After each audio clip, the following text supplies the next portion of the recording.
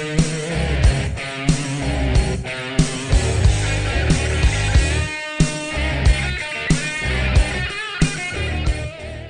to Dicejunkies. I'm Zeno Damus. I'm here with Q.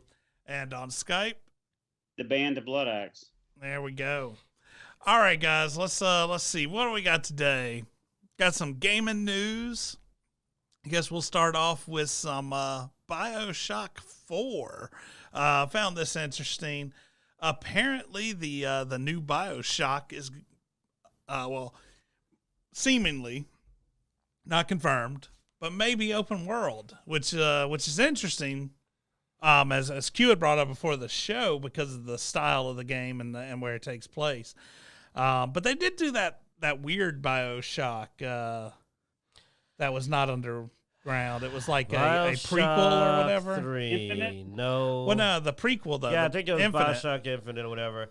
That was different. Yeah. Time travel, multiverse, and a lot of good old-fashioned racism. It was a really weird game.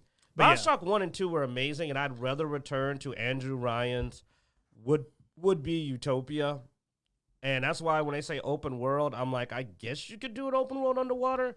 I mean, it was a pretty big city, but I don't know. I mean, it'd have to be a prequel almost. You'd have to do it before everything fell apart. And if you're going to set in a Bioshock 1 or 2 underwater city. So it's like, but I don't really want an above ground Bioshock either, because I tried it with Infinite and I could take it or leave it. I mean, it was way above ground. It was a floating city, but the floating city didn't really pop to me. It didn't stand out the same way. It's just not the same.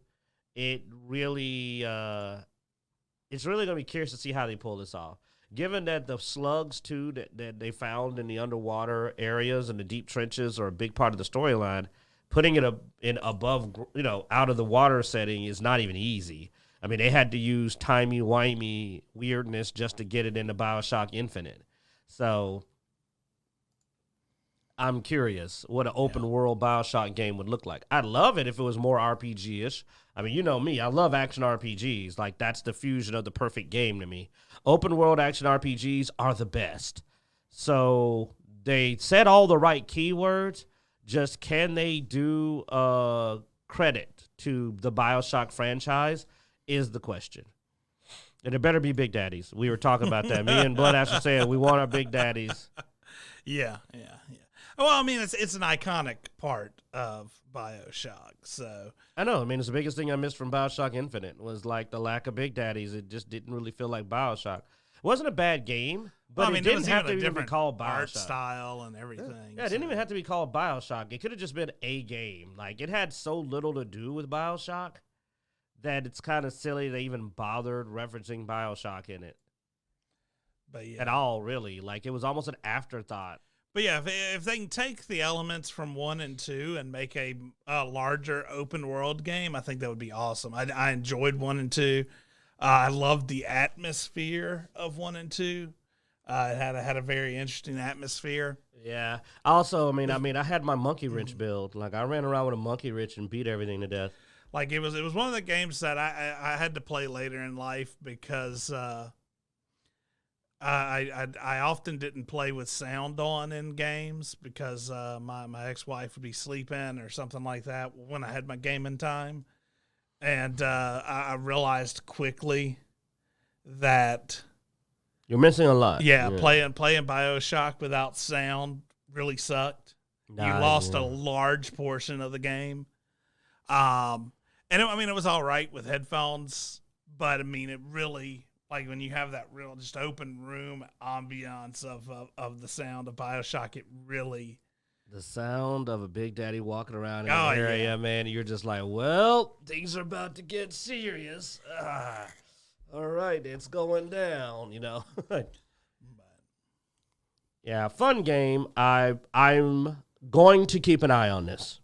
We've been burnt. So it's like, I'm going to keep an eye on this, what I say. Whatever they do, I hope they manage to take enough time to put the game out in a functional form without having to delay it, though, for like a year. I mean, I do agree with some people. Just to say that real quick, we've seen this talk that and all y'all can talk about this. We've all ran into this recently with several games like Outriders and Cyberpunk, where it's like, what's going on with game companies where they can't seem to put a game out in a decent amount of time and make it functional? I mean, I believe take the time you need, but at the same time, like some people stated, you take like 6 months and a year longer, and it's still a trash fire, which makes me think, did you even do anything? Well, like, did I you think, even do anything with that extra time? I mean, I think at this point, what it needs to be is, I mean, so, of course, everybody being inside from COVID, more people doing stuff from home and all that gives people a little more time to be outspoken on these games. And hell, I mean, we next subject we're talking about is U.S. game spending is up 18% in March. So, I mean, we're continuing to see game spending rise. And people are looking for something to do, and so when an unfinished game or a buggy game gets released, you hear a lot more about it. I mean, Outriders is really fun, but it's got a lot of bugs, and it's really annoyed the crap out of me because I was really looking forward to playing it. And I have still been playing it, but the crashes have frustrated me to no end on PC. Especially with the load time the game has to come up. Like, it wouldn't be so bad, but the load time takes a sec. So, I mean, Well, it's postponing you don't have the instant game response that you do with the local installs like with these other games. So it's going to take a little bit longer. But I kind of disagree. I think that a lot of times when it comes to these studios that are planning these games, they have a project timeline. But when you have your financial supporters saying, no, we need to have it out by this time, well, you don't have enough opportunity to actually do some quality controlled testing or enough quality controlled testing. You're getting pushed by your financial supporters. Yeah, you're going to cut corners. So I think a lot of it has to do with the balance of quality versus actual project planning and management of the entire program.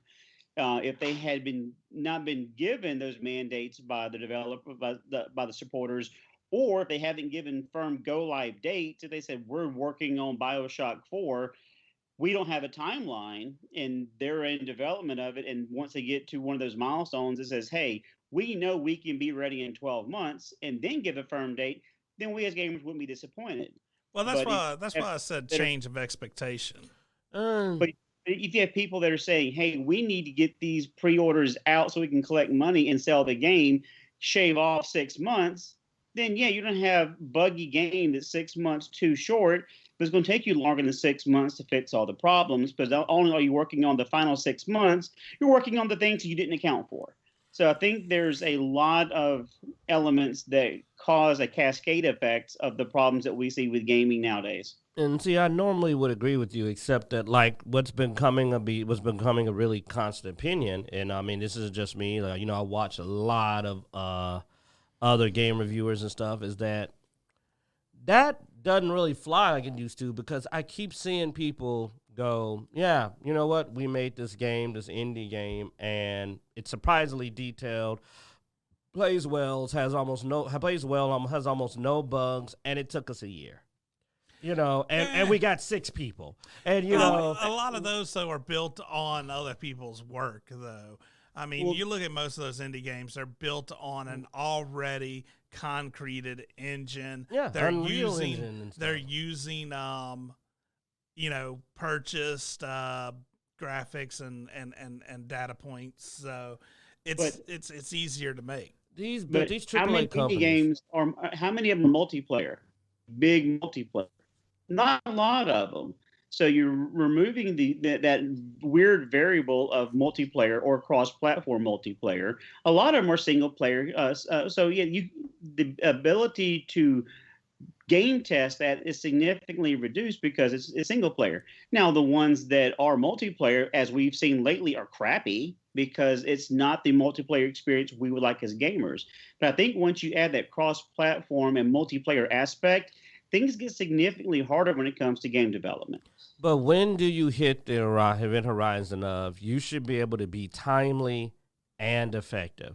At some point, you should hit the peak, though. I get it. I get that you're going, hey, it's going to take more time to make a good game. And, hey, to make the game, it's gonna take longer, but the quality's supposed to get better. But when do you hit this? Why does it keep going up, but you never seem to succeed? Games are taking longer and longer and get pushed back more often, over and over and over, and then they're busted. They're still busted. And at this point, and then they'll put out a patch to fix it, and it only took 2 or 3 days for them to get the patch out. So at that point, I'm going like, so could you have got this out like 6 months ago and still just put a patch out and fix what was broken? Like Bethesda. I hate to actually use Bethesda as a good example, but Bethesda puts out a busted game, but it's playable, and then they fix it. I think that's different though. I'm starting to want to get the game earlier, man. That's all I'm Cyberpunk ain't getting fixed still, man. Like they just put out a new patch the other day on Cyberpunk, and it was nothing but like bug fixes, and it was a list, 2-3 pages long. That's Cyberpunk, and there's still bugs. So well, some games don't seem to be able to fix it. Games that come out and they fix it in a couple of days. Well, those are games I say are quality games that did go through Control. The only thing is you have a lot more people. Like, you only have so much QA you can do. You only have so much testers that can do. You only have so many configurations to be tested on. So, if you run across a bug and it's fixed in a day or two, well, that's fine. That's not that's just because of the just mass quantity. Well, that's a perfect example, though. Well, with Cyberpunk still being as broken as it is, could have probably came out sooner, man. I'm just saying, like, I'm getting tired of waiting an exorbitant amount of time and still getting a broken game. Well, all I'm saying is either make me wait and give me a working game, or give me a buggy game, but I didn't have to wait. And that's why I'm getting the worst of both worlds. That's why I say it's expectations. I get what you're saying. I feel like I get the worst of both worlds from AAA games now, where I wait so long and push back, delay, push back. And then you're looking at it, once you get it, you go, was it actually worse than this a month ago? I almost find it hard to believe. Look at Cyberpunk. Great game. But some of the bugs were like, holy crap, bad. Like, all my stuff's gone. My whole save file, my computer's messed up bad. And you're going like, this is the delayed version? Well, is Outriders a AAA game, though? I'm not talking about Outriders. No, Outriders actually fix their stuff pretty fast. They're actually a good example of at least putting out some quick patches. Like, compared to, like, some of the stuff with Borderlands and Gears. Heck, man, there's stuff on Gears still broken. You know what I'm saying? So I got to get at the Outriders. Busted as it came out, they have been scrambling to fix it. Because you just stated, I still haven't went back to finish Cyberpunk because they still haven't fixed all the bugs that I want fixed, and they still haven't done an update. Yeah. So, Outriders was done by Square Enix. People Can Fly, so they're big studios. They're not like these little indie studios. But you're right. The bug fixes were fast and furious with Outriders, which we as gamers appreciate. But one of the questions, and we'll probably wrap it up with this, one of the questions that I've often had with whether it be Gears or Cyberpunk or even Borderlands is, do you have people that aren't gamers play testing your shit, or are you actually getting people that are gamers play testing your shit? Because we as gamers will tell you what's wrong with the game. But if you have guys that don't know how a game is supposed to operate, play testing it, it's fine, here you go. And next thing you know, you have 50% of your gamers going, well, this is shit. Well, that's because the people that are testing it aren't quality people. They can give you good feedback. Well, that was sort of the whole point. Gun shoots. That was sort of the whole point of the demo with Outriders. The demo was free testing, dude. Come on. We all know that. And look how fast it's more playable versus Gears, which 2 years later is still broke. Oh, well, Gears, I just don't think they give a damn, dude. Come on. I also believe that. like that's just a bad example. Put out a new character, half his card don't even appear, aren't working on the game, and it's like a month before they decide to fix it. Running around with coal with a card I can't use. I'm just going like, are they going to fix this? Cyberpunk's messed up, but at least they seem to give a damn. Well, they fixed the exploit for the beginner master experience thing in Gears a couple weeks ago. So they're fixing that's been out for almost a year though. They only fixed it because someone may have put out a video about it, and they finally said, There is no video evidence of that. The internet never forgets. All right, so yeah. So anyway, more people are buying games. So it's a good time to be in the game market or cancel games. Apparently, I remember when Amazon announced they were making a Lord of the Rings game, and it sounded really cool. It was going to be an open world like RPG. There was never a lot of details on it, apparently, because and it was one of those things I sort of forgot about until I saw this, because I hadn't heard anything in such a long time. But yeah, apparently their Lord of the Rings venture is now canceled. Amazon cancels a lot of ideas. They're kind of like Google sometimes. Where they kind of come up with a lot of plans. Yeah, I think they were also going to do a Lord of the Rings TV series. I don't know if that ever happened either. So. But I mean, like we were talking about, I mean, other than a handful of very specific games, Lord of the Rings games do not have a good track record for video games outside of like Shadows of Mordor. Like, it's a very specific. Yeah, it's a franchise that's tried this a lot and not. They screwed that up the second go round. So. I mean, yeah. So I mean, it's a franchise that I'm almost surprised people keep trying to. Honestly, it doesn't even translate that well. It's kind of like Dragonlance to me. It's like there's this one really good story in this setting. Setting itself isn't really that good. It's mainly that story you remember, the War of the Lance. You remember specific stories. But I've played the tabletop, and we got bored fast. It turns out it's kind of like. It is a bit of a dry world. I mean, when you're not delivering a ring to a volcano, it's kind of boring in Middle Earth. So I mean, when you have built-out fantasy worlds such as Forgotten Realms, and that have a lot of active plots going on that you're familiar with. So I don't know why people keep trying to video games. So they keep rehashing the Lord of the Rings trilogy in the game, where they go and over here, or they put you right in the middle of it, a story you already know the ending to. They don't even. That's why they keep doing that. Is because they go, well, what other story can we tell here? And they're like, not much. Yeah. That's all we got, man. That's the world. But yeah, though I will say, they are getting closer to that online game. What is it? New World or whatever. I don't know.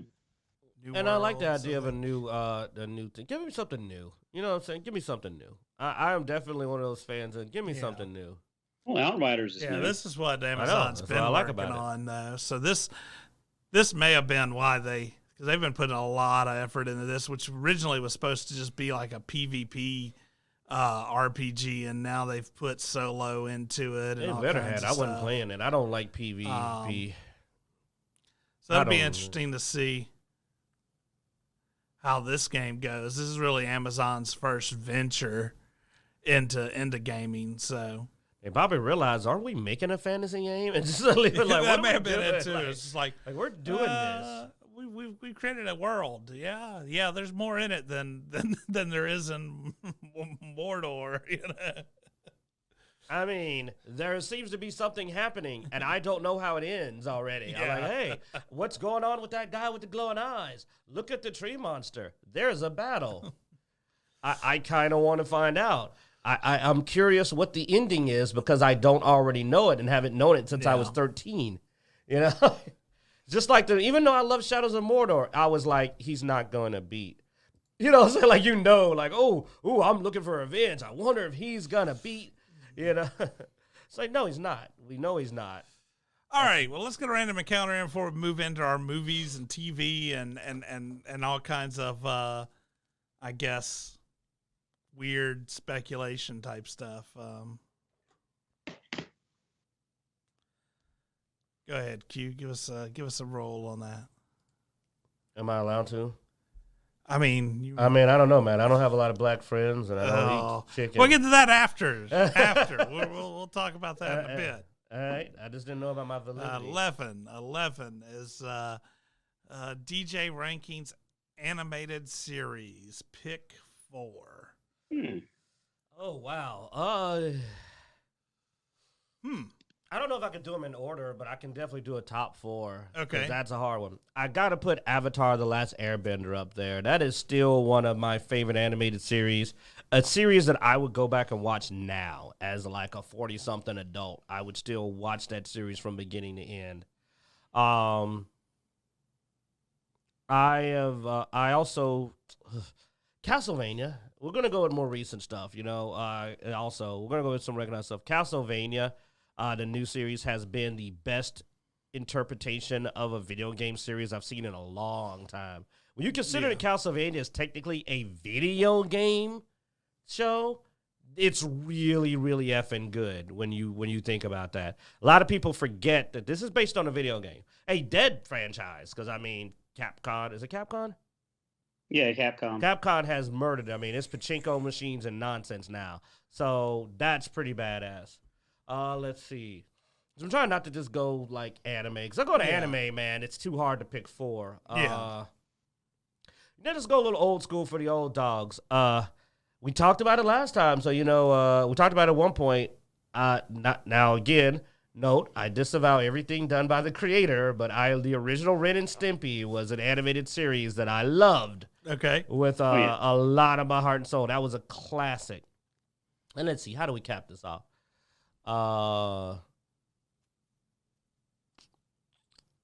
I'm going too far back. They won't know. Like, I went back to my childhood, and I was like, man, they don't even know any of that stuff. So what's something that y'all watch now that's pretty good? Man, I'm having a hard one with the 4th one. Oh, you can come back. We can move on. Because I'm trying not to go retro. All right. I'm trying not to go full retro. All right, so let's see. Mine are going to be retro. Well, at least 3 of them anyway. Some of mine are retro as well. I will say Castlevania is in my list. I am going to try to stay away from anime since you said animated series. And anime seems to be its own thing, honestly. So Castlevania, the X-Men series, the one from the 90s or whatever, was so good. Boy, good choice. And then probably we'll go with Invader Zim. I loved Invader Zim. Oh, man, that's good. That's good. And 4th is hard for me, too. Just trying to think. I see Teddy Sprinkles threw up Batman animated series, which was actually really I will good back you on and that. Is probably that's my 4. Yeah. No, Batman animated series was groundbreaking. It was a non-kiddie. To me, it evolved Batman. Heck, it brought us Harley Quinn. Yeah. Like, Harley Quinn came from the animated series, and she became canon as F. Like, Batman animated series was groundbreaking. Good one, Teddy. Good one.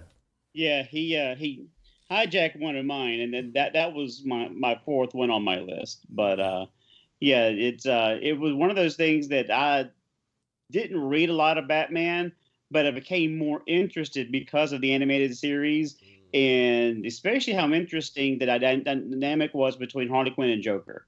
I mean, that just captivated me, and I was like, Zeno, I loved X-Men back in the 90s. But when Batman came out, it was must-watch TV in the afternoon. Every single episode.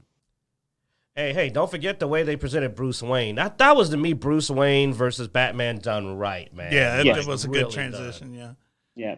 So, Mark, do you have a 4th one before I jump in with mine? I'm probably just going to have to stick with Batman. Batman, it's hard not to take Batman, man. I mean, Teddy Sprinkles knocked it out the park. And those of you that are half our age that watch this show, go back and watch Batman the animated series. You won't be disappointed. It still stands up, yeah. But my other 3 after Batman, the original G1 Transformers. I was late to school a couple of times because I was watching that in the morning because it wasn't an afternoon cartoon; it was a morning cartoon. Mm-hmm. So G1 Transformers. Voltron, which was my afternoon show, Lion Force, Go Lion Voltron. I didn't really care for the vehicles. But my 4th one's going to be Star Wars: The Clone Wars. I've gotten a lot of enjoyment from rewatching the Clone Wars with my sons. Huh. So Star Wars: Clone Wars, Batman animated series, Go Lion Voltron, and G1 Transformers. Cool. Those are my 4. Hey, I got an idea for a suggestion real quick, just while it's on my head. Do a guilty pleasures video games, because I have a couple video games that I love that I know should not be Like that other people would probably call me a heretic, especially want a because of rankings? Star Wars. You want a rankings or just one? Nah, just what's that guilty pleasure game that everybody hates that you love? Like you already probably know because it's a Star Wars game and it's the one that everybody's like, oh, and I was just like, Yeah, but I loved it. We'll get it. He'll get added to the list. Yeah, All I'll right. add it to my list of stuff. I've got ongoing list.